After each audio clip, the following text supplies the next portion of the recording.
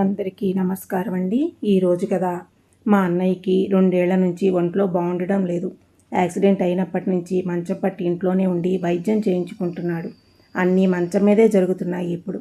వాళ్ళ అబ్బాయి వివేక్ పెద్ద హాస్పిటల్లో సర్జన్గా చేస్తున్నాడు. వాళ్ళ నాన్న అంటే ఎంత ప్రేమో వాడికి. ఖర్చుకు వెనకాడకుండా తండ్రికి ఇంట్లోనే వైద్యం చేయిస్తున్నాడు. కానీ మా అన్నయ్యకి ఆ విషయమే తెలియదు. రోజులో చాలా భాగం స్పృహలోనే ఉండడు. నేను మా ఆయన ఈవేళ వాడిని చూసి వద్దామని వాళ్ళ ఇంటికి బయలుదేరాము. మా అన్నయ్య 2 మంచి ఇంజనీరింగ్ కాలేజీలకి ఓనర్గా బోల్డ్ సంపాదించాడు. ఎప్పుడూ ఆ కంపెనీల పని మీద ఊళ్ళు తిరుగుతూనే ఉండేవాడు. ఒకసారి వచ్చిపోరా అన్నయ్య అని వాడిని ఎన్నోసార్లు అడిగేదాన్ని. ఒకసారి వాడు మా ఇంటికి వచ్చినప్పుడు 2-3 కార్ల నిండా జనాన్ని వెంట వేసుకుని వచ్చాడు. వాళ్ళని కారులోనే ఉండమని చెప్పి తను లోపలికి వచ్చాడు. చుట్టుపక్కల ఇళ్లవాళ్ళు ఎవరో గొప్పవాడు మన కాలనీకి వచ్చారన్నట్లు తలుపులు తీసి వాడికి వచ్చి తొంగి చూస్తూ ఉంటే నాకు ఏనుగెక్కినంత సంబరం కలిగింది.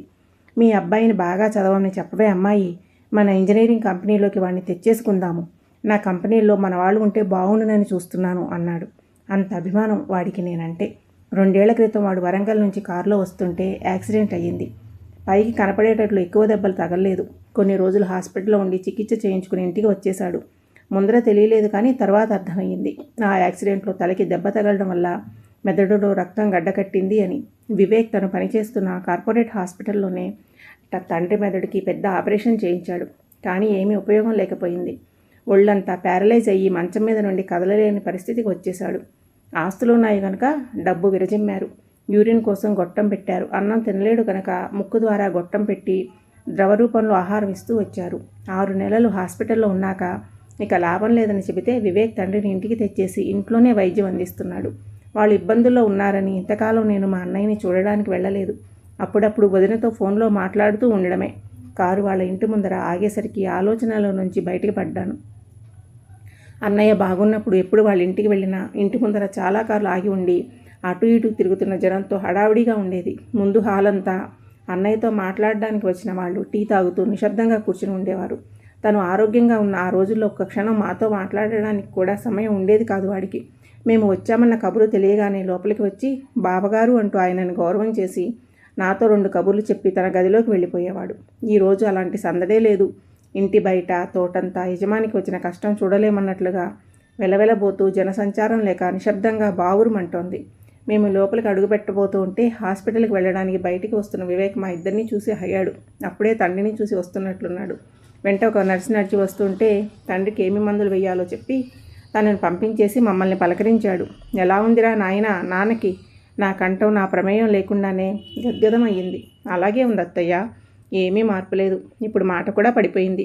మీరు వెళ్ళి చూడండి, నేను హాస్పిటల్కి టైం అయింది, నేను వెళ్ళి వస్తాను అంటూ వివేక్ మా ఆయనకి నమస్కారం చేసి కారు దగ్గరికి వెళ్ళిపోయాడు. లోపలికి అడుగు పెడుతుంటే హాల్లో సోఫాలో కూర్చుని ఉన్న మా వదిన లేచి నిలబడి రండి వదిన అంటూ ఆహ్వానించింది. ఇప్పుడే ఆయనను డాక్టర్ చూసి వెళ్ళాడు. మా వివేక్ నీకు కనపడి ఉండాలే, ఆయనకి నర్సు డ్రెస్ మారుస్తోంది, అదయ్యాక మీ అన్నయ్య దగ్గరికి వెళ్దూ గాని అంటూ పక్కన కూర్చోబెట్టుకుంది. ఎప్పుడూ నలగని పట్టుచీర కట్టుకుని ఒంటి నిండా నగలతో మెరిసిపోతూ కనిపించే మా వదిన ఇప్పుడు ముఖం నిండా దిగులుతో మామూలు చీరతో బోసిగా కనిపించేసరికి నా ప్రాణం సూరుమంది. మనిషిలో కూడా నేవడం తగ్గి వెలవెలబోతోంది. ఆయన మంచిగా తిరిగినన్ని రోజులు ఆవిడదే ఇంటి పెత్తనం. ఇప్పుడు ఉన్న సమయం అంతా ఆయనని చూసుకోవడానికి, చుట్టపు చూపుగా వచ్చే మా లాంటి వాళ్ళని పలకరించడానికే సరిపోతుంది. వివేక్కి ఇల్లు హాస్పిటల్తో అసలు సమయం ఉండదు. ఇప్పుడు 2 కంపెనీల మేనేజ్మెంట్ని కోడలు చూసుకుంటోంది. మా అమ్మగారు సలహా కూడా చెప్పలేని స్థితిలో మంచం మీద ఉన్నారు. అయినా అమ్మాయి మాట మంచితనంతో తన తెలివితేటలతో 2 చోట్ల మా అమ్మగారు లేని లోటు కనపడకుండా మేనేజ్ చేస్తుంది. ఎంతలో అధికారం చేతులు మారిపోయింది.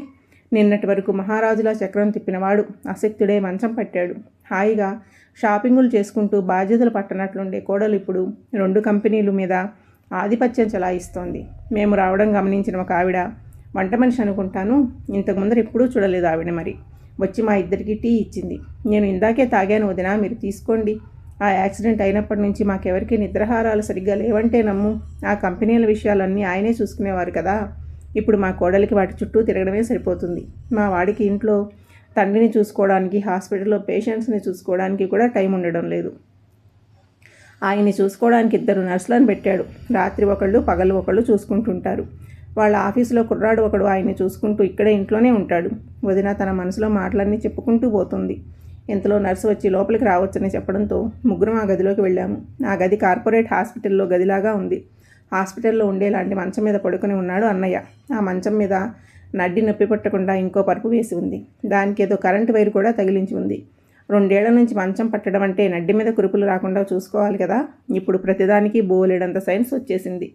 డబ్బులుంటే చాలు. పూర్వం అయితే కుక్కి మంచం మీద బొంత వేసి పడుకోబెట్టేవారు.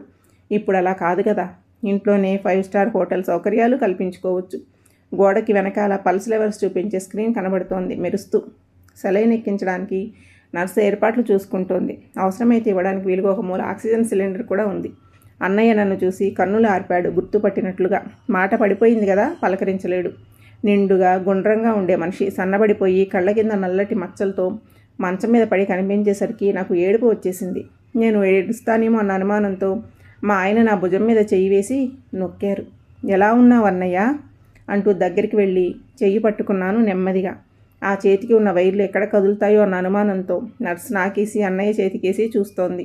మాట్లాడలేక నా చెయ్యి నెమ్మదిగా నొక్కాడు. తన కళ్ళ వెంట నీళ్లు కారుతున్నాయి.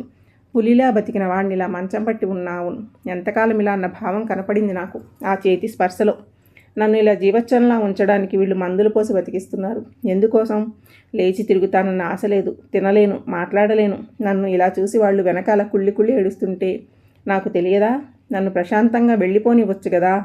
నన్ను ఇంత నరకయాతన పెట్టడమేనా ప్రేమంటే? ఆ కన్నీళ్లు నాతో మొరబెట్టుకున్నట్లు అనిపించింది. అన్నయ్యకి మాట్లాడటమే వస్తే. నన్ను ఇక ఆపకండి, పైకి వెళ్ళిపోవాల్సిన సమయం వచ్చింది.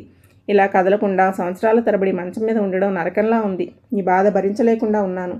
కారుణ్య మరణం ప్రసాదించండి అని మొత్తుకునేవాడేమో, కానీ ఆయన మీద ఉన్న ప్రేమ వీళ్ళెవరిని అందుకు ఒప్పుకోనివ్వడం లేదనిపించింది. ఈ రోజుల్లో చివరి దశలో ఉన్న పేషెంట్లను వెంటిలేటర్ మీద పెట్టడం చూస్తూనే ఉన్నాము. చిన్న వయసు వాళ్ళకి తిరిగి బతుకుతారేమోనన్న ఆశతో వెంటిలేటర్ సపోర్ట్ ఇవ్వడం న్యాయబద్ధం. కానీ ఒంట్లో ఏమాత్రం శక్తి లేని ముసలి వాళ్ళకి ఆపరేషన్ చేయించడం, క్యాన్సర్ ట్రీట్మెంట్ ఇప్పించడం, వెంటిలేటర్ మీద కొన ఊపిరితో ఉంచడం ఎంతవరకు భావ్యమో అర్థమవదు. పేషెంట్ల బంధువులను ఎమోషనల్ బ్లాక్మెయిల్ చేయడమే కదా అది. కోమాలో ఉన్న వాళ్ళని ఒకసారి వెంటిలేటర్లో పెట్టడం జరిగితే వాళ్ళని దాని సహాయంతో ఎంతకాలం బతికించి ఉంచాలి? ఎన్ని రోజులు ఆ సపోర్ట్ లేకుండా వాళ్ళు ఊపిరి తీసుకోగలరో ఆ డాక్టర్లు చెప్పగలరా? పిల్లలు కానీ భార్య కానీ ఆ వెంటిలేటర్ సపోర్టు తీసేయమని డాక్టర్లకి చెప్పగలరా? వాళ్ళ ఆర్థిక స్తోమతను బట్టి రోగిని బతికించి ఉంచడం జరుగుతుందా? ఆ క్షణంలో వాళ్ళకి బయట ఏమి జరుగుతుందో తెలియదు. వచ్చిన వాళ్ళని ఎవరిని గుర్తుపట్టలేక పిచ్చి చూపులు చూస్తుంటే బాధ అనిపిస్తుంది. వాళ్ళకి మాత్రం ఏ నొప్పి తెలియదు. ఇలాగే ఒకసారి నా స్నేహితురాలు తన తండ్రి వైద్యం గురించి చెప్పడం గుర్తుకు వచ్చింది. ఆయనకి 80 ఏళ్ళు వచ్చాక ఓ రోజున బాత్రూంలో జారిపడేసరికి తలకి దెబ్బ తగిలింది. అన్నదమ్ములు పరిగెత్తుకుని వచ్చారు. డాక్టర్లు ఆపరేషన్ చేయాలన్నారు. తండ్రి ఆ బాధ తట్టుకోలేడు అని కూతురు చెప్పినా వినకుండా కొడుకులు ఆపరేషన్ చేయించేశారు. ఆయన ఆపరేషన్ నుంచి కోలుకోలేక కోమాలోకి వెళ్ళిపోగా హాస్పిటల్లోనే ఉంచి వైద్యం చేస్తూనే ఉన్నారు. ఒక రోజున స్నేహితురాలు తండ్రి ఉన్న హాస్పిటల్ రూమ్లోకి వెళుతూ ఉండగా లోపల నుంచి డ్యూటీ డాక్టర్ మాటలు వినపడుతూ ఉంటే ఆగి వింది. ఆ ఇంజెక్షన్ ఇంకా ఎందుకు చేయలేదు? ఆ ఇంజెక్షన్ చేయకపోతే ఆ పేషెంట్ చచ్చిపోతాడు అంటున్నాడు ఆ డ్యూటీ డాక్టర్. ఆ పేషెంట్ బంధువులు హాస్పిటల్ బిల్లు భరించే స్థితిలో ఉన్నట్లు కనిపించడం లేదట. పెద్ద డాక్టర్ గారు ఆ ఇంజెక్షన్ మానేయమన్నారు అని నర్స్ చెబుతుంటే అతను ఏమీ మాట్లాడకుండా వెనక్కి తిరిగి వెళ్ళిపోయాడు.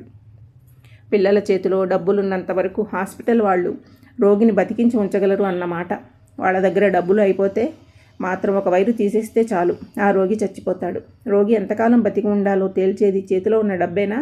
ఎంతకాలం బతికి ఉండాలో నిర్ణయించుకునే అధికారం ఆ రోగికి లేదా? తండ్రి అలా మంచం పట్టడం చూడలేక అన్నలు చేతిలో డబ్బులు అయిపోయి వైద్యం కోసం అప్పులు చేస్తూ ఉండడంతో నా అమ్మాయి డాక్టర్ చెప్పిన మాటలని అన్నలకి చెప్పలేకపోయింది. తప్పైనా ఒప్పైనా ఆయనని అలా పంపేసి బాధల నుంచి ఆయనను విముక్తుడిని చేయడమే మంచిదని అనుకుంది. ఆ డ్యూటీ డాక్టర్ అన్నట్లే మన్నాడు మా స్నేహితురాలు తండ్రి చనిపోయాడు. అలాంటి నిర్ణయాన్ని ఎంతమంది తీసుకుంటారు? సమాజం హర్షిస్తుందా? తండ్రికి వైద్యం చేయించలేదు అనుకుంటారన్న భయంతో ఆయన పడుతున్న బాధని అర్థం చేసుకోరు. ఆ రోగులు గొంతు ఎత్తి తమ బాధని చెప్పుకోలేరు. ఇక్కడ పరిస్థితి అలా లేదే. వీళ్ళకి ఉన్న ఆర్థిక స్తోమతకి ఆయన ఇంకో ఏడాది ఇలా జీవచ్చంలా బతికి నరకం అనుభవించాల్సి వచ్చినా ఆశ్చర్యం లేదు. నేను నా ఆలోచనలలో ఉండగానే మా ఆయన అక్కడ ఎక్కువసేపు ఉండలేక తల ఊపి నమస్కారం చేసి బయటికి వెళ్ళిపోయారు. మా వదిన మా అన్నయ్యకి జరుగుతున్న ట్రీట్మెంట్ గురించి, ఇంట్లో సౌకర్యాల గురించి చెబుతోంది. ఆవిడ మాటల్లో భర్త ఆరోగ్య స్థితి గురించి బెంగ, తిరిగి నడవాలనే ఆశ రెండూ వినిపిస్తున్నాయి. ఆయన ఇంకా లేవలేరని తెలిసి కూడా ఆ విషయాన్ని ఒప్పుకోవడానికి వదిన ఇష్టపడడం లేదు. బయటికి వచ్చి హాల్లో కూర్చున్నాము ఇద్దరము. ఆయన కారు దగ్గరికి వెళ్ళినట్లున్నారు.